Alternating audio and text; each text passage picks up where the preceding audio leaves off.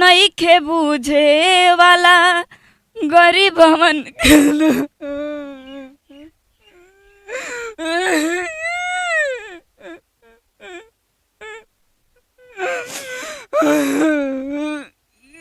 चलिए हमनी के फिलहाल मौजूद बानी सब विजयपुर प्रखंड अटे गोपालगंज डिस्ट्रिक्ट है। गोपालगंज डिस्ट्रिक्ट के एगो लड़की बाड़ी आज सोशल मीडिया पर कुछ कार्य करेली, कुछ गाना वाना गावेली, कुछ वीडियो वगैरह रील्स वगैरह बनावेली। घर दुआर के स्थिति जौन इनकर देखे तो बड़ा लोएस्ट स्थिति बाटे।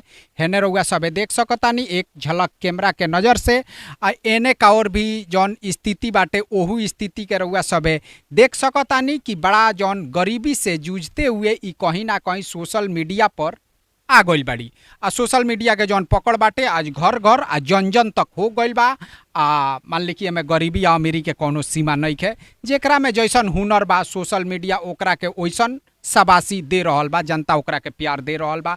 अब इनकर जौन बाटे हालांकि ये खाली हम और वीडियो बनौले रहनी जौना बेरा ई रोवत गावत रहली, लेकिन ये बेरा इनका लगे अब मान ली कि कुछ दूसरे स्टोरी बा। अब इनकर कहनाम बा जब हमनी के बातचीत भइल कि शादी ब्याह ना करी हैं, जीवन भर ऐसा ही रही हैं, शादी ब्याह ना करी हैं। अब तो भविष्य बताई कि शादी ब्याह ई करी हैं कि ना करी हैं, लेकिन अभी फिलहाल में इस शादी ब्याह काहे ना करी हैं अब हमनी के पूछे जाने की कोशिश कल जाता। का नाम पड़ता?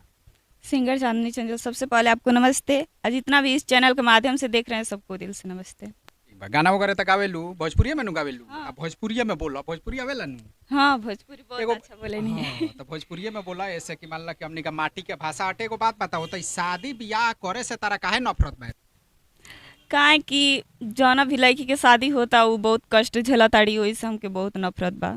और ऐसे दूसरा बात कि ई लो जाली लो ससुराल तो खाना बना के खिला ली लो तो वो हमके पसंद नहीं खे कि केहू के खाना खाए के पसंद बा? हाँ, बस खाए पसंद है। ई मान ला कि केंगनी से हो सकता कि मरद बनई है या तू बैठल बैठल खइबू?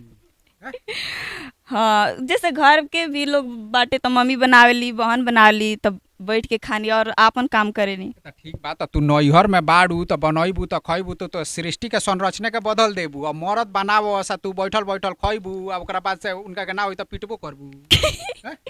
हाँ, काहे ना वही से कहे नहीं कि हम शादी ना करें। और मम्मी से भी बोले नहीं कि हम काहे खातिर शादी करें, जाम तो बना के खियाव पड़ी, ऐसे शादी ना करें। माने खाना तारा ना बनावे के पड़ो ऐसे शादी नहीं करो? नहीं, ये भी प्रॉब्लम बा। और जौन लड़की शादी करके जाता लो उन लोग को बहुत गजन होता है, सास ससुर मतलब हस्बैंड बहुत ही भी मतलब गजन देता लो। माने गजन वजन दे तारू तरह तरह के काम काज करे का पड़ता। कुछ आदमी का मरद बाड़े और वे लड़की जब अपनी नैहर में रहेली तब बिंदास खाली पियली घूमेली और ससुराल में ना मिलेला। ससुराल में ना मिलेला माने तारा आजादी चाहिए हर एक तरीका से? हाँ, हमके आज़ादी चाहिए हर एक तरीके से। मतलब हम ये लाइन में ऐसे है नहीं कि मतलब कमाएम खाएम अपन घर परिवार चलाएम और मौज मस्ती में रहें बस। बस और दोसर कुछ मान ला कि आगे चल के तारा कहीं मान ला कि जरूरत पड़ल कि नाम मेरा शादी ब्याह करे के बा तब का करबी? शादी ब्याह में हमको इंटरेस्ट नहीं है। तारा इंटरेस्ट नहीं है? माने पुरुष में तारा कोनो इंटरेस्ट नहीं है ना? आई लइकवा कुली अनेरिया घूमल फिरत तारे सो एकनी से तो और हमरा नफरत है। अब देख भी सके नहीं, कब भी गांव में क्यों लड़का से पूछ सके नहीं कि अगर लगो से जात हुए तो हम ओकनी के देख ना सके नहीं। हाँ, अगर कोनो भी लड़का हो हम नजर से जल्दी नजर मिला के बात ना करे नहीं। हाँ, ई माने ई काहे तारा ये इंगन से प्रॉब्लम हो गइल भाई? कोनो बीमारी बा का तारा? ना कोनो बीमारी नहीं कि जैसे एक दोस्त भी हमार बात करते रहे तो मतलब ओकरे साथ बहुत गलत भइल, धोखा दे के ओके दूसरा लड़की से बात कैलस। और जब वो कहले रहे कि ओकरा से शादी करें तो वो ना कैलस ओकरा शादी और धोखा दे दिलस। तो अब जब शादी करके गई तो ओकर ससुराल वाली बहुत दिक्कत देता सन ये समय। हाँ, माने तारा दिकदारी के वजह से तारा कहीं मान ला कि काल के केहू से संपर्क होता जेकरा पर तारा विश्वास होता, ठीक बा? तो ओकरा से तारा शादी ब्याह करे में कौन दुनिया परहेज में हम किसी पर भरोसे नहीं करते हैं। माने मरद जाति पर तारा भरोसे नहीं है? नहीं, मेरी माँ भी कहती है ना कि मतलब एक किसी को नहीं होगी जो इसका कलेजा भी काट के दे देगा उसका भी नहीं होगी ये। केहू के ना होखबू? इता एगो अलगे तारा अवतार ले ले बड़ू का? बताओ कि एक से अगर मान ला कि शादी ब्याह ना होके। देखिए, हम हमेशा सच्चाई पर चलते हैं और हमारे साथ मतलब कोई घात करे कभी हो नहीं सकता है। हम किसी पर भरोसा ही नहीं करते हैं ऐसा। हाँ, तो शादी ब्याह तार ना हो, ये क्लियर बा? ये शुरू से है मेरे अंदर कि हम शादी नहीं करेंगे। शादी ना करबू एकदम तारा ये जौन खाना पीना बनावल बा लइका फइका बा ई तारा पसंद नहीं है। ये नहीं के पसंद, बस सर सफाई पसंद है। सर सफाई खाना बनाई चाहे ना बनाई लेकिन सर सफाई करे नहीं। सर सफाई करेलू तो सरे सफाई करे खातिर चल जइयो ठीक बा। मान लो खाना वाना बनावे खातिर कहीं वो परिवार में गइलू तो दूसरा केहू के राख ना ही हम देखत नहीं आजकल जे खाना ना बना लो कर गुजर नहीं के होत। गुजर नहीं केहू। तो अभी देख सकता नहीं कि इनका एगो नया बीमारी बा कि खाना एऊ जी खाना वाना ना बनावेलू खाली खालू। हाँ हैं? हाँ एतक मम्मी ना रही तो एगो छोट बहन रह उ बना के खियात रह से, बड़ी मम्मी घरे खा लेत रहनी लेकिन खाना ना बना। तारा खाना ना बनावे में का प्रॉब्लम बा? भीड़ पड़ेला। अच्छा अब देख सकता नहीं कि इनकर एगो जौन पसंद बाटे इनका मर्द जाति से कहीं ना कहीं नफरत बाटे। आ इनका कहनाम बा कि हम से बियाह ना करब कि खाना वाना बनावे के ना पड़ी या खाना अगर बनावे के पड़ी या तरह तरह के औरत लोग के प्रताड़ित कइल जाता। हाँ हाँ ये नु औरतों जात तो मर्द के प्रताड़ित करता लो। हाँ जे जे सर हाँ हाँ जे जे सर रहता ओकर औरत बाड़ी के सबकी चॉइस अलग अलग बा। मर्दे के ताए ना पीटो तारी के उ बेचारू लोग के रीढ़े सोज हो जाता। बात सब बात माना तारू। हाँ हम मम्मी से भी कहीं नहीं, अगर हमारे जबरदस्ती शादी कर दे बोलो तो हम आज शादी करके जाए काल तलाक दे दे खाना। हाँ खाना बना लग चक्कर में तो पहले ही तय कर लिया कि हम खाना ना बनाए ना ऐसा कब हो ये नहीं कह सकत कि हम जे कहो आज के जमाने में एगो खाना बात बनाला बतावो। खातिर शादी भी लोग करता। एगो बात बताओ एगो मान ला आज कि एक घर में तो चला खाना बनाइए हमनी के घूमल जाइए ऐसे करल जी ना।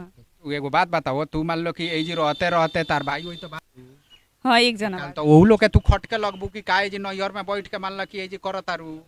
ना ना ना है ऐसा नहीं हो सकत। हम खुद अपनी कमाई के बल पे अलगे घर बनवाए मुझे रहे लेकिन इनका लोग के ताना ना सहे केहू के ताना ना सहबू एकदम अपन सिंगल जीवन जगन से एकदम एगो चिड़ई खानी उड़त फिरबू जहां हाँ तोरा इच्छा ये करी। हमारा लाइफ बा बस। हम्म। रील्स वगैरह तो बनावेलू। हाँ रील्स भी बनानी। हमारी चैनल के नाम है चांदनी चंचल ब्लॉग, तो प्लीज़ आप लोग उस चैनल को सब्सक्राइब कीजिए। सब्सक्राइब करो लो तो ई मर्द जाति लोग के सब्सक्राइब करी जकरा के तू कहत तारू कि ना ए लो से हमरा नफरत बाटे हैं? ना ही सब मर से ना देखिलो तो ओइमे केहू के तो पास हमरे वीडियो जाई तो बिना तो देख ले हटिलो ना, जरूर देखिलो एक बार। माने केहू के कितनो भी नफरत बाटे हमसे तो जरूर हमार वीडियो देखिलो। गाना उना गावेलू। हाँ गाना वाना गाने तनी एक आध गो गाना सुना तार जौन स्टोरी बा तार जौन पसंद बा आ तार जौन मानला कि मर्द जाति से नफरत बा खैर उ तो अलगे चीज बाटे तो गाना उना गावो तो तनी एगो। ठीक मेलो रवा हरदम आदि हल गरीब के आए विधना कैसे लिखल हमारा नसीब के।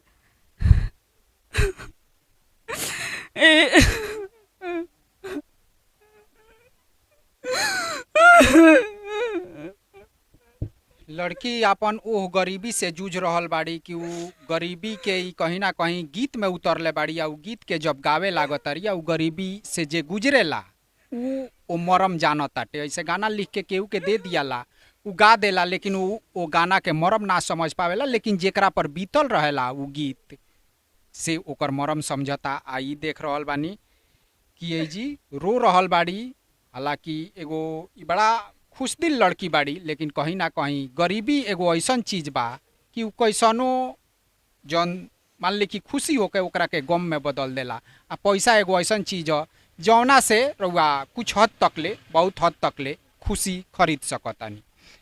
हमको चाहे कि एक हाली से फिर से कोशिश कर ठीक बा ताकि तहार जौन आवाज बाटे जब याद पड़ता तहार जौन आवाज बाटे उ कुछ दर्शक लोग के लगे तक पहुँचे। हालांकि पहले ई जौन बात कुली कहत रही है बड़ा खुशदिल से कहत रही है।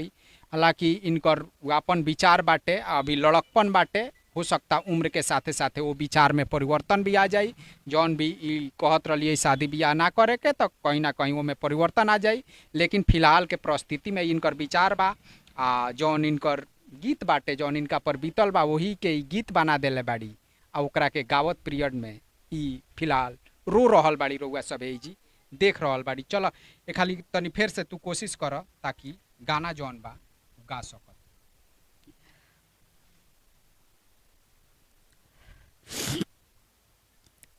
बीचे में से शुरू कर। दिनवा में बीते रतिया सुख बा सपनावा ओइसन नसीब मिलल कवने करनावा जियते ही देखनी मौगत गरीब के आए विधना कैसे लिखल हमारा नसीब के ए विधना कैसे लिखल हमारा नसीब के केहू नइखे बुझे वाला गरीब हमन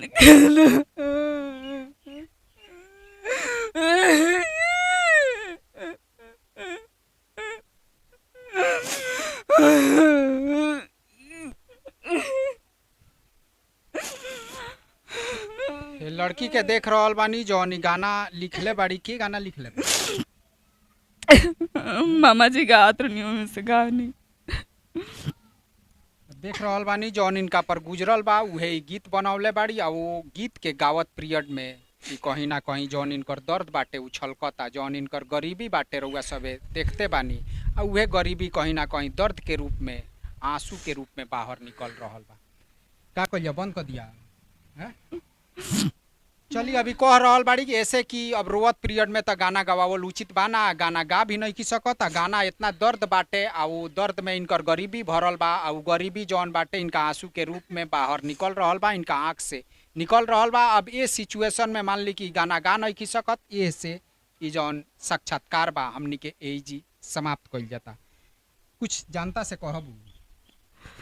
हाथ जोड़ के जनता से ये निवेदन बा कि प्लीज़ आप लोग हमको ज़्यादा से ज़्यादा सपोर्ट कीजिए। मेरे चैनल को चांदनी चंचल ब्लॉग चैनल को आप लोग सब्सक्राइब कीजिए, ज़्यादा से ज़्यादा शेयर कीजिए, मेरे वीडियो को लाइक कीजिए। चलिए अब इनकर जौन चैनल बाटे चांदनी चंचल यूट्यूब पर रउआ जाके सर्च करे तो ऊपर इनका के रउआ सपोर्ट करी आ जौन कुछ कह गइलिए इनकर कुछ नादानी बाटे आ इनकर गरीबी जौन बाटे इनका आँख से बह रहल बा। चलिए हमनी के फिर मिलल जाई अगला वीडियो